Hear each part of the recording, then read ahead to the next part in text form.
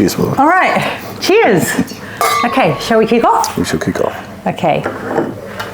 Hello and welcome to the What No One Tells You podcast. I'm here today very excited to be talking to Johnny Lee, the founder of Enable IQ. Today we are not recording in Work Inc. So Johnny is a member with us at Work Inc. However, today we are at one of our local favourites, which is the LaPont wine store. Correct. Just in Milson's Point. And we are avid customers. We certainly are. Yeah. Yes, we are. So we thought that we would record from here today. So, Johnny, for those who don't know what Enable IQ is, can you give us the rundown and explain what your business does? Yeah, at a simple level, we help businesses grow. And so how that looks depends on the business. So there's not a one-size-fits-all approach. But we've got a technology arm that really drives data-driven outcomes, meaning we assess the competency of sales teams, and that gives us a really clear picture of what are the one or two areas that will get the biggest impact. We've got technology with an AI sales coach that actually coaches salespeople and sales leaders, and then we do personal consulting. Meaning we do training, we do coaching, we work on live pitches and tenders. So if a big organisation is going to IPO, we'll help the management team pitch that. So they're the kind of combination of things that we do, and it's a lot of real range of clients, but a lot of sort of larger corporates. Yep. And is sales sort of the main arm of what you do? Pretty much what we do. Yep. Yeah, we focus on it. Now, people often talk about that there's a real link between leadership and so on, but we only work with sales leaders and we work on pitches. Now, helping someone on a presentation versus a pitch are really similar, so we end up helping people through media and other things, but yeah, sales is where that's where my passion is. I guess they're all connected, right? Because you need to be able to communicate and deliver the message, and depending on who your audience is. Yeah, that's right. And you know, when you break it down, what is sales, you know, and it is communicating. And it's communicating with a level of influence, and so we can work at an individual level. So there's actually individuals who pay us to coach them for themselves, like real estate agents or private wealth advisors or senior executives. But then we also do major corporates across the entire business. Yep. Okay. Yeah. So Johnny, take us back to your career, how it started, and how you wound up founding this business. I don't like doing that because then I have to say 27 years ago or 28 years ago, and it feels like a really long time. I started working really young. So at 10 years old, I started working at the local Welcome Mart. And there was a row of shops where I grew up in sort of Western Sydney. And I think I worked at 7 of the 8 shops at some point. So I loved working. I loved the freedom of having some money. But at 18, rather than go to uni, I decided to get a sales role, and I started selling alarm systems for a company called FAI Home Security. The training consisted of learning a sales script. We had daily sales meetings, and you went out door knocking and found your own appointments and tried to sell alarm systems. So it started at a very crude form of selling. And what did that early stage of sales teach you, and how did that form your career? Look, I think you learn off mentors, and you learn from watching people do it. I think that some of the early people taught me really poorly, and we talked about it earlier, some of these old school sales trainers that are teaching you one-liners and closing techniques. So I've learned what not to do and how we avoid doing that altogether. But you want to learn resilience, go knock on doors in a 45 degree in southwest Sydney and you'll get door slammed in your face, you'll get told where to go. I actually thought the rain was better than the heat, because at least with the rain people felt sorry for you, and so they'd sometimes let you in. But it was a really raw form of selling, but also I learnt to generate leads. I learnt to generate those leads into appointments. I could get appointments into presentations, I could get presentations into sales, and I could get sales into referrals to get more sales. And if you can sort of learn that, and I have this mentor say that if you can learn how to do that from start to finish, you'll never be broke. You'll always have a skill that is worth money to someone. And so I've fallen back on it a few times. I agree. Before we get into how you founded your company, I think there are a lot of founders out there who, when they start their business, they don't necessarily realise that they actually have to be good salespeople. Yes. So what do you say to people like new founders who think that they don't have to necessarily focus or spend their time in sales? What would you say to them? Well, I think we all know they're kidding themselves, because whether they're selling to their staff, whether they're selling to their clients, whether they're selling to investors, like we're selling, like it's what we do. but I think sometimes we hate the term selling, and it's the term itself that turns people off as opposed to what it is that we're doing. Like some of the greatest salespeople I've ever met aren't trying to sell, they're technical specialists who are really good communicators, they're great listeners, and they're really good at using information that someone's given them to help with a response. I sat down with someone today who's going through a tougher part in their business, and I just sort of threw myself into how I would present their offering, and he says, I've never asked any of those questions of my customers. And I said, so what does that mean? And he said, well, I'm making it up, I'm assuming.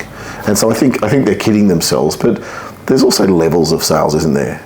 You know, that we need to get into. Are we out there picking up the phone and cold calling, or are we just making sure that our message is getting through? So I think it's important that it's both career and business limiting if we're not great communicators. Yep. Okay, so then how did you make the leap into founding your own business?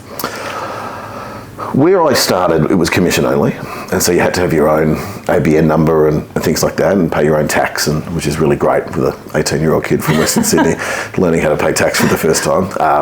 What tends to happen is you don't pay it, and then you get a couple of really big bills, and then you've got to go back and back pay. So I think I learned from there, but I opened my first business like wholly and solely when I was 20, and I've kind of followed that trend. So I've had probably 2 or 3 jobs in my life, but those jobs have ended up me somehow running my own company off the back of it. It's been something quite innate, and I think some people get a lot of faith and trust from being part of something bigger. I'm one of those people who tends to get a lot of faith and trust from backing myself. Like I think that like I'm the person I know that's going to work harder, push further, work on their skill set, and so it started with that. But also I think it's easy to think someone's a natural in sales, but my first year, I was good at some elements to it, but I think I was like 1200th in the world for this company. And then I was about to resign and leave, and I had a mentor who I didn't really like a great deal. I didn't think he showed a lot of interest in me, but he said, if you're going to go to uni, why don't you just spend 6 months and study sales? And so I went out and looked at what the best people did, and I realised that, first of all, they're not the same. They're all really different, which tells you something, don't you think? Like it's not a one-size-fits-all approach. Like how you would sell would be different. Like I would hate to change the way you communicate because you're so passionate, but you've also got this directness to you as well. You want to keep that. So I learned what they all did well and then put my own style on it, and I just practiced that, and I did daily role plays and practices, and ended up that next year I was #1 in the world for that company. Wow.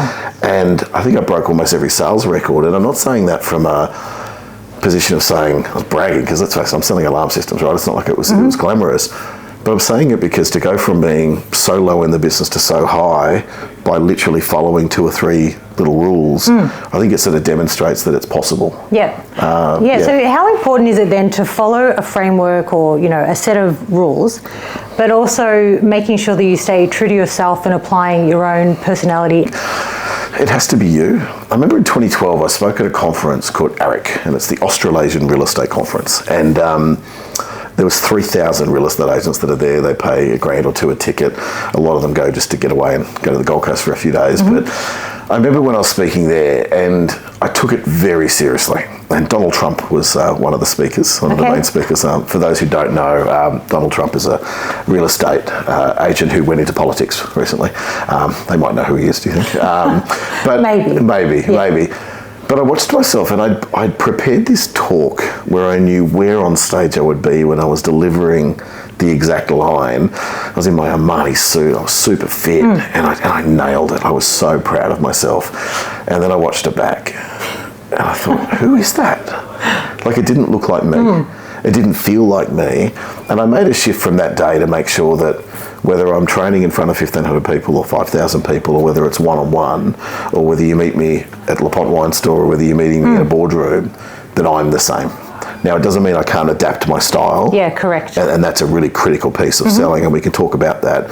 But it really was, I had to own who I was, and now I've got it, 46 years old, but I've got a level of comfort that I'm really at peace with who I am. My style's different. I don't put suits on anymore, but I back my brain and my delivery, and so do my clients. Yeah, I think it is important to stay true to yourself. There is an element of understanding your audience and who you're speaking to, but you don't necessarily have to deliver that in a suit every time. It was actually a very, very successful investment banker, and he's one of Australia's top investment bankers. And I went down to Melbourne. They were IPOing a big financial services firm for like $5.5 billion. I've flown down to help the management team prep. And I remember the tie that I brought was this Paul Smith tie. It was the wrong tie, and it was this really thin, skinny tie. And everyone else is in a blue suit, white shirt, red tie. And I mean everyone else. And I said to him, and excuse the skinny tie, I grabbed the wrong one, and he says, but don't you comms people, aren't you meant to dress differently? I'm surprised you haven't wearing a tie. And it hit me just then, why am I trying to be them?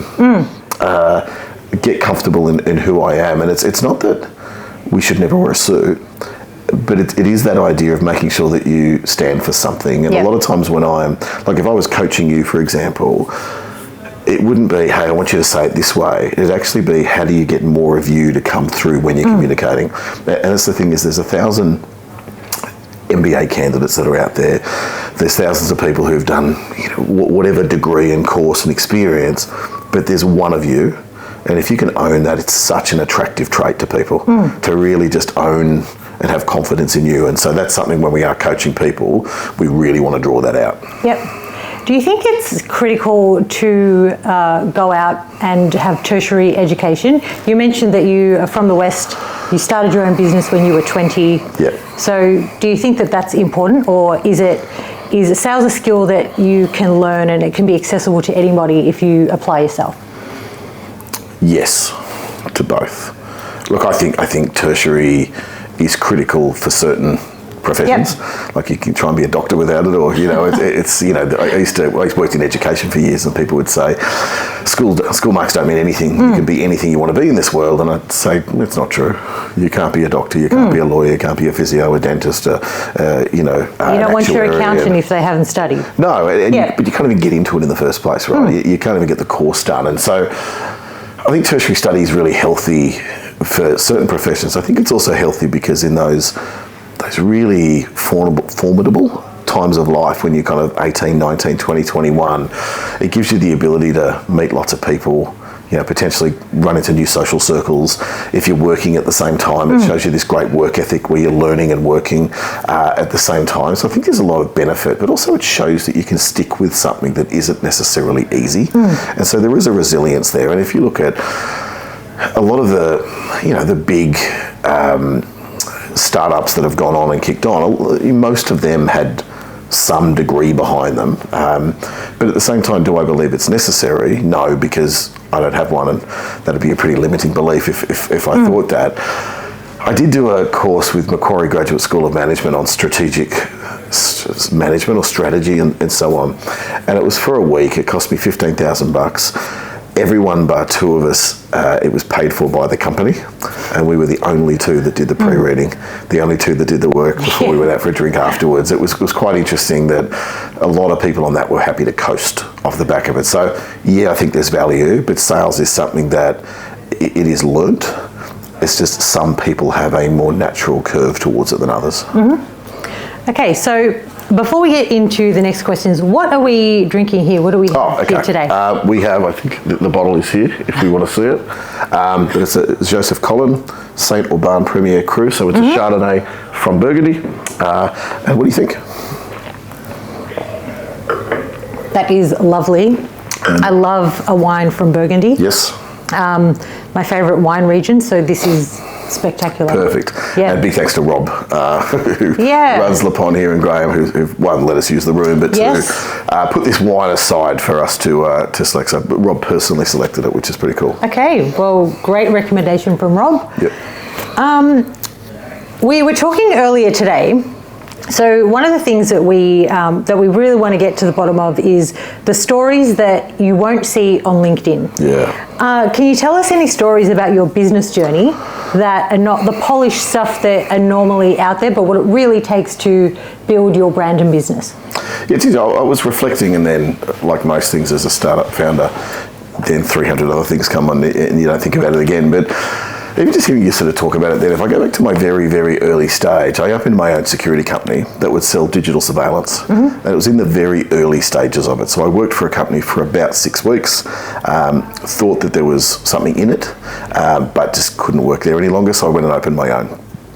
And I remember I sold into a bunch of Red Rooster chains and Subway chains because I was very good at selling. And I paid for an installer to go and install it, and I got a phone call at 5 o'clock one morning, and it was one of the owners who said, my place has been robbed, I need you to come and help making sure the cameras with the police have got all the footage and things like this. And my heart sank, and I thought, imagine if it didn't record or if there was a problem. Like, I'm not a technical person at all. And it did. But 6 weeks later, I sold that company. And it was that idea of, this isn't a real company if I can't back it up and warrant it, et cetera, et cetera. So that was one thing that kind of hit me, this idea of, I don't even know what the insurances would have been back then, or what would have had to pay out if something had gone wrong. But I remember just that feeling of, gee, I hope this has gone right.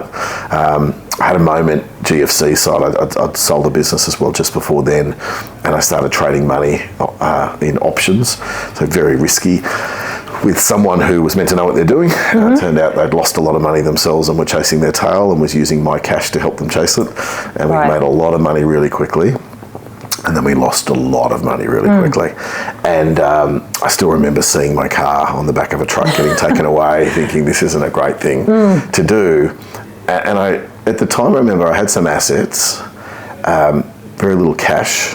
I tried getting a job, that didn't work. I think I lasted 3 weeks in that position. And that's when I decided that I would start a consultancy company, Lead Consulting and Coaching. And I picked up the phone and I called every single person that I knew that had a business or wanted to grow in sales, and said, I've got some really good news. I've started a consultancy company. I'm going to help you with sales. I still remember what my daily rate was back then, which is less than probably 25 minutes now of my time. But I started it, and within a few weeks, I was consulting full-time for different companies, and that's how it sort of started then to get into where it is now. Yeah. Okay, great. What I love about what you do is you focus the training and time and energy on making sure that there is a sales team in a business who is ready for the point in time where someone walks through the door. Now, companies will spend lots and lots of money on marketing and customer acquisition. However, if the system isn't right when the person actually is there ready to purchase the product or take that step, then I guess none of that really matters. So I guess tell us about how you can assist companies with making sure that they are ready for that last mile where the person is ready to make the purchase, or when they're inquiring. Can I take us on a slightly different tact? I want to back you up here because I spent a lot of time thinking about this. Like, I find it really hard to walk into a business and not analyse how they could be more effective and do better with that. And I was on the phone this morning with a colleague, and I think we'd worked out 2 new businesses that we were going to start off the back of this one, if this ever sells. And I spent a lot of time with that. And I, for years, used to only drive BMW. And my neighbour at the Central Coast, when I was living at the time, they owned the BMW up on the Central Coast, and their son now runs it. And they got me into them. And I test drove this new, I think it was an X5 with this 3-litre diesel engine that had just come out, and it was pretty quick and it drove well, it was beautiful. And I took it for the weekend from the Central Coast to Sydney, and I used this cable that you plug into your phone so the phone works through, because it was prior to Bluetooth and so on. And I left the cable in the car when I handed it back. So I'm driving my BMW back home. We've just agreed on the deal. I haven't signed it, but we're just getting the things finalised. And I called up and said, hey, I'm so sorry. It was a Sunday afternoon. I still remember it. I've left this cable in the car. Could you go get it? And I checked and they said, oh, look, sorry, it's not there. I said, that's okay. Someone must have picked it out, but just grab it. I've definitely left it in there because my phone was plugged in all weekend. And they said, look, we've had another look. It's not there and no one's lost it. And I said, I'm sorry, but it was there. So just find it. And they called me up and said, look, we can't find it, but we're happy to sell you one at a discounted rate. So instead of $135, we'll do it at $95, right? I said, don't worry about it. And they called me the next day and said, are you ready to do the paperwork? And I said, no, I said, don't worry about it. I mean, I'm not buying the car now. And I went out on that Saturday and I bought a Range Rover. And I'm now on my 6th Land Rover.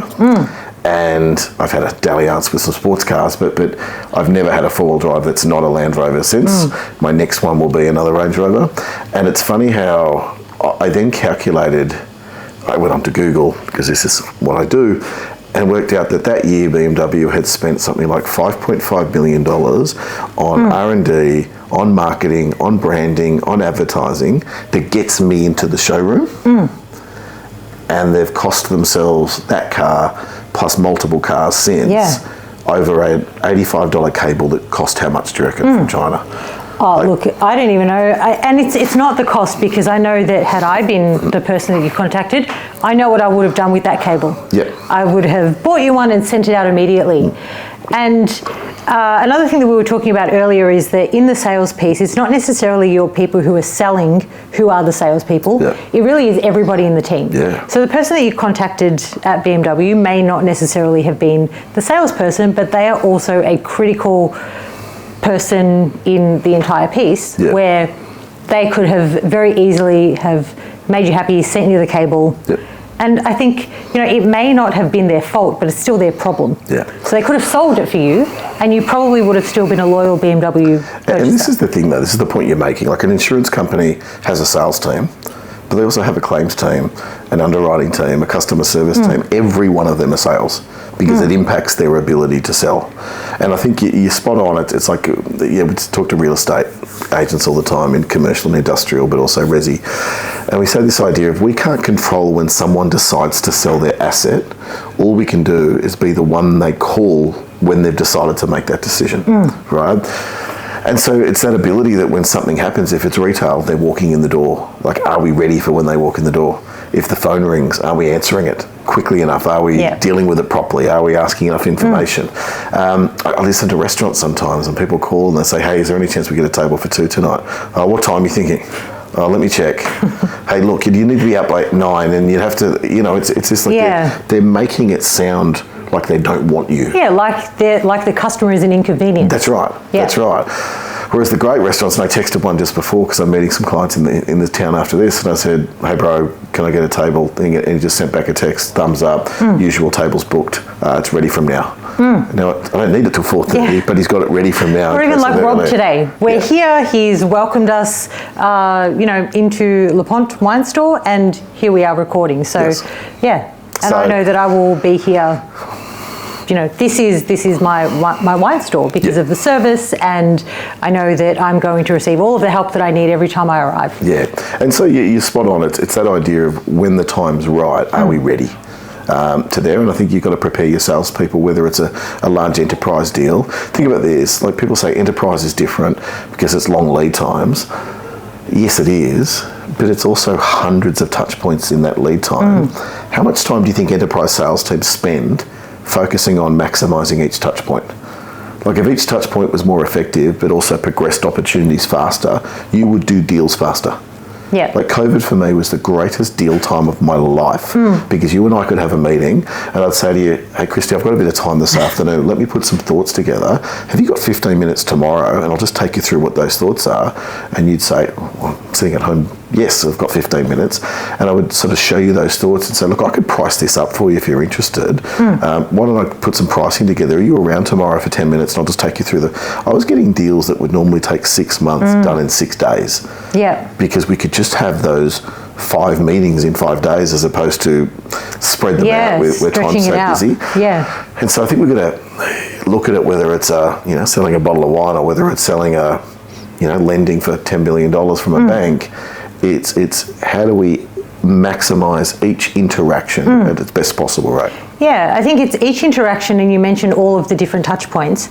And I can definitely speak on behalf of Work Inc., where we are a small team, but every interaction is so important because you might have spoken to the commercial salesperson, but then when you come in, if we're not prepared with someone to greet you, and then you walk into the cafe and they're not remembering your coffee order and greeting you every day, if there's one part of that process that falls down, you are probably going to be likely to go elsewhere. Yep. Yeah. I think, we sort of often talk about you're as strong as your weakest link. Yeah. And so we used to do this very crude capability assessment 25 years ago where you'd look at 8 parts of the sales process, and you'd rate yourself out of 10. And it was like a wheel, so the centre being 0 and the outside being 10. And you might be 8 out of 10, 9 out of 10, 7 out of 10, 9 out of 10, 8 out of 10. And it might be prospecting 2 out of 10. And so you are now a 2 out of 10 salesperson because that is your weakest link. And the theory was always, if it was a tyre or a wheel that was round and then went in like that, is that an effective wheel? Of course not. And so it's how do you make sure that you've got, like, I'd rather you be a 7 in everything than a 10 in everything and a 2 in one thing. And if you are undisciplined, can't listen, but you're perfect at everything else, but those one things that you will not be effective in what we do. So how important is discipline in what you do in sales? I think discipline and consistency is the difference between what I would say is the truly great salespeople. Like the top private wealth manager that I see, or the top real estate agent that I see, or the top investment banker, they don't smack it out of the park every now and again. They just have 48 solid weeks a year. Like my team, part of our measurement as we look at is how many weeks of the year did we do our 2 LinkedIn posts for a week, right? And I think the year before last it was like 24. And we had a frank conversation about it, not because it was their fault, because a lot of time it's me holding it up, but we know that's a measurement of consistency, and consistency equals outcomes. And so it's the discipline that allows us to get the consistency. So let's say you've got 2 salespeople, put this into practice, and one of them says, I'm going to make 10 calls a day from now on, because I've heard Johnny say it on a podcast, or we had a coaching session, and he said, if I can make 10 out of campaign calls or text every single day, I will get coverage of 50 a week, 200 a month, that's 2,500 a year. That will add up in a year from now pretty significantly. So they have the right intent. You then have another salesperson who says, I'm going to make 10 calls a day. Every Monday I've got a list of 50, and in my diary I've got the 10 people I need to call every day, and I've got time put aside of 90 minutes every single day, and I'm going to do just 5 minutes beforehand, just a quick role play and practice to make sure I'm feeling on that day as well and I'm doing the best job.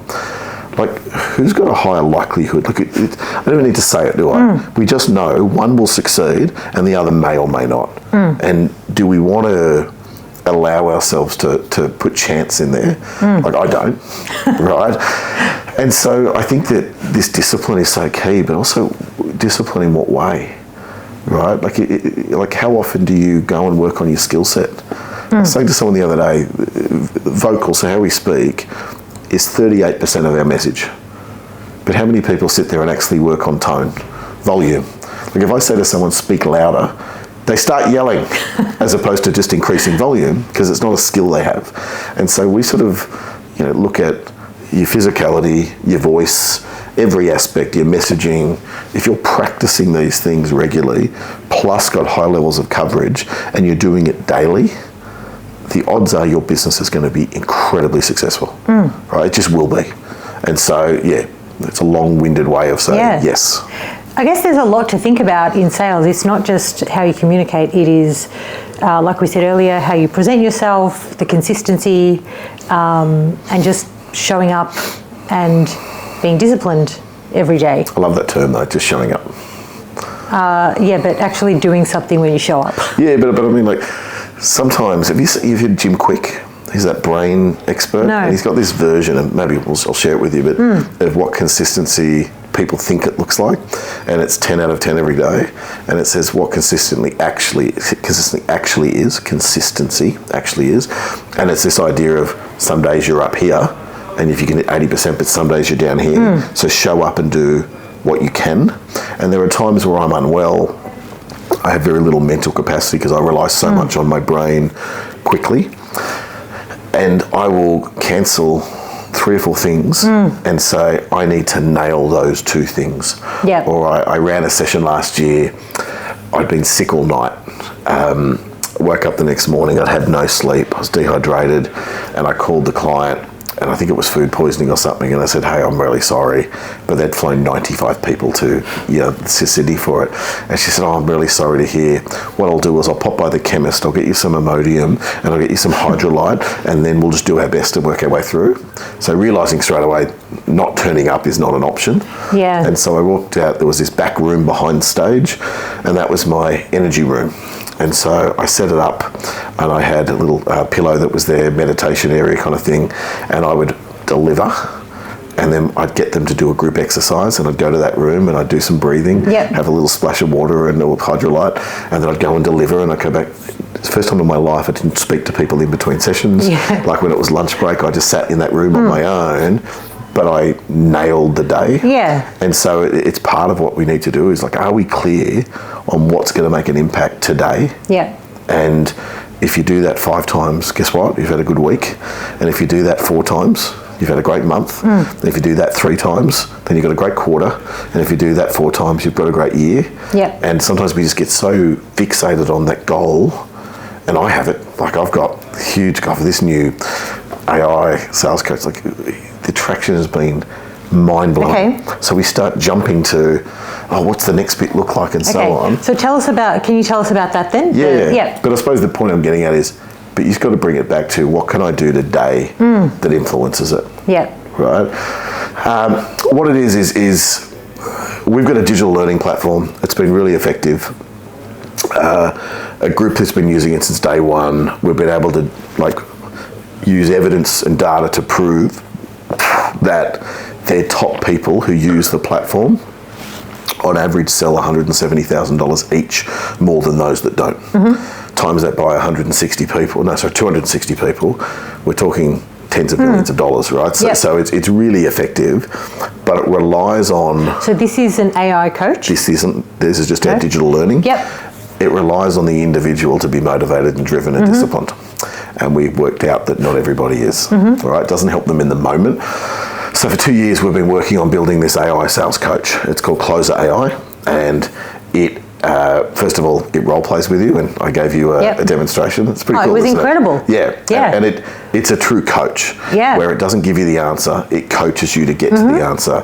I was demonstrating to one of the big banks today, and I actually used it. The demo was preparing for that meeting. So I said, if I was preparing for you, and it kept pushing back on me saying, I think, Johnny, it's a bit generic what you're saying.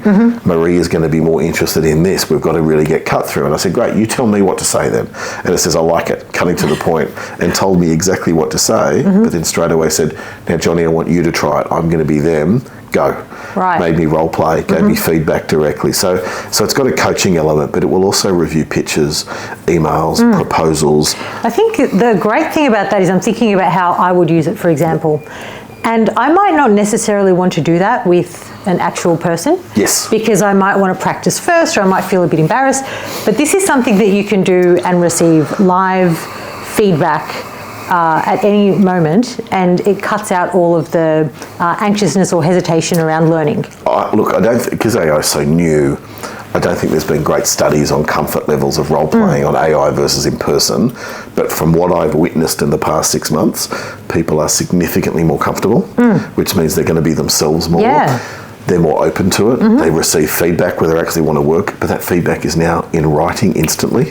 And then you can summarize that feedback. You can put it straight into an email and send it through. I actually was talking to Rob here a couple of weeks ago, and I was telling him, I think there's opportunities beyond LePont. And so I said, listen to this. And I used the AI sales coach, and it built an entire 6-month plan of what that would look like. And then because I've used it for so many proposals, it then added pricing of what it would cost them to use me. I wasn't trying to make it a commercial transaction, but the pricing was spot on. Like I couldn't believe, I've never taught it pricing, but it's just worked out the pricing from that. It gives me a summary of me, what I'm great at, areas I need to improve. For large sales teams, we do this capability assessment where everyone has their own developed report, but it will keep updating with on your report. So look, it's pretty cool. And we've got some genuine interest across large enterprises, but individuals are reaching out a lot now saying, can I use it? Or so I think we're quite excited by it. I'd imagine, and as you said, it could work out a cost to use the product, but I'd also imagine that there's a huge cost to not use the product in missed leads and not being able to convert. We often talk about this idea that if you've paid us money and it's a cost, then we've done something really wrong. We shouldn't be a cost on anything. A group who gave us last year, call it 600 or 700 grand, they talked to me about how we might have to pull back the investment by half because it's a lot of money and times are tough and so on. And I laughed and they looked at me strangely and I said, why are you still thinking of this as a cost? And I named 4 deals where the salesperson said they wouldn't have won it had they not had the training. And we worked out those deals were worth $120 million. And so I said, save $700,000. What if it costs you 60 next year? Correct. Are you willing to do that? Like $60 million we're talking about. Yeah, you've got to look at the other side. Yeah. And so most groups that we're talking to, you get one small deal that you wouldn't have won, it would pay for it multiple times over. And so we're in that fortunate position where what we sell gives an ROI. Well, I've been lucky to see it in action and it is incredible. Thank you. So, Johnny, tell us, what is one thing that no one tells you about running your own business? It's funny, we use the AI for this, and it's way better than me. You should have just interviewed it, I think. You would have had a better podcast. But I asked it to list. Do you remember what some of them came up with? So one of them was loneliness. Yeah. And I think loneliness means you're not on your own necessarily, but you're alone and you're the only one as a founder who has to go through all of it. Yeah. So the finance person might know the financial situation, the salespeople might know the sales situation, but no one else really feels the total responsibility of everyone and the market and the clients like I do. Everything's on your shoulders. Yeah. Yeah. We made a bit of a stuff up recently where I don't think we've been proactive enough with a particular client, and they've been really hard work to work with. But I got some feedback from one of them and it made me sick to the stomach around it. And I think that people don't tell you about how intense your feelings are when it comes to a business like a startup. Yeah. It's you kind of feel everything more. So you feel the highs more. You have this excitement levels that are more, but you feel the lows as well. And I think that's the constant battle is the making sure. And it's probably one of my few true strengths. I don't think I'm good at lots of things, but I have the ability to get the worst news in the world and walk up on stage a minute later and deliver a keynote like it didn't happen. And that's the ability to say, great, I acknowledge that that's really bad news and that's something I'm going to have to deal with personally. But in the meantime, the only thing that can happen off this is do a bad job and have that bad news, and that's going to compound it. So what I need to do is get in the right headspace, and I've become very good at my self-talk. I saw someone who taught me this as a tool, but it means if you're about to go on stage and you're really nervous and so on. So I think that the loneliness aspect as well, and that feeling that total responsibility, and it was one of the founders of Airbnb, Brian, I'm going to forget his surname now. I find him incredible, and I'm probably the least adapter to Airbnb. I still go through beautiful holiday homes where I can know it's going to be quality and so on. I haven't adapted quickly to it, but I love his business, and I love that he was told, or they were told no by, he's got a letter that he's kept where VC said, we can't invest because the opportunity is just not big enough. And he says, now we've got our market cap is bigger than Croatia, right? He just he sort of talked to that, but yeah, he told stories about how he lost contact with some of the people closest to him because he spent it with the people he works with. And if he had his time again, he would have tried to fix that, but at the same time, would he have had the company he has today? So I think that's another one as well, is you've got to just be really, it can be all encompassing and it can become quite obsessive. And it could get in the way of a lot of other things. Yeah, I think that the loneliness and all of that also ties into the sacrifice that it takes to build a business and a brand and get it to where you want it to be. Yeah, that's right. But and I think that's probably one more thing I think they don't tell you is that it doesn't slow down. There's this thought that one day, Christy, then we can relax. And I think it's Greg LeMond, the ex-cyclist, and I'm going to stuff the saying up, but it doesn't get any easier. We just go faster. And I'd say that's the team every year. We will not have an easier year. And I had to give them not a rev up, but a big chat recently about what we have ahead of us is bigger, brighter, bolder, and more exciting than we've ever had. And there's a concern that we're 6 years in and we're going to treat it like the 7th year, but we need to treat it like the first week again. Like we need to get back to the fight and battle for everything. Yeah, again. I think a lot of founders think that starting is the hardest part. Yeah. But it's not, because once you've started, it's the now what. So you can't sit there or sit still, like you said, you're at the 7th year, but you've got to treat it with the same gusto that you did when you first founded the company. But the other point is as well, isn't it, that the advantage you've got at the beginning is that it's fresh and new. And so it's actually easy to do the hard stuff when you first start. It's harder to do it 5 years in. It's and how many, like NVIDIA, have you ever listened to the Acquired podcast? I'm not sure. It's they look into businesses, but like the Microsoft one is 12 hours long. The podcast, it's over 3 podcasts, but they did one on NVIDIA, and I'd only heard of NVIDIA a couple of years ago, so I assume it's a new company, right? Yeah. Didn't realise it's 30-something years old, and 99% of the growth has happened in the last 5 years, and again, it's that 25 years of staying in. How many people think the founder is lucky now? Or hasn't he found the right time, right place? Yeah, lucky, but he's worked his butt off for 25 years. No one, it normally sees or acknowledges that. And I think that's the bit that, again, when you do see some success, people see the success.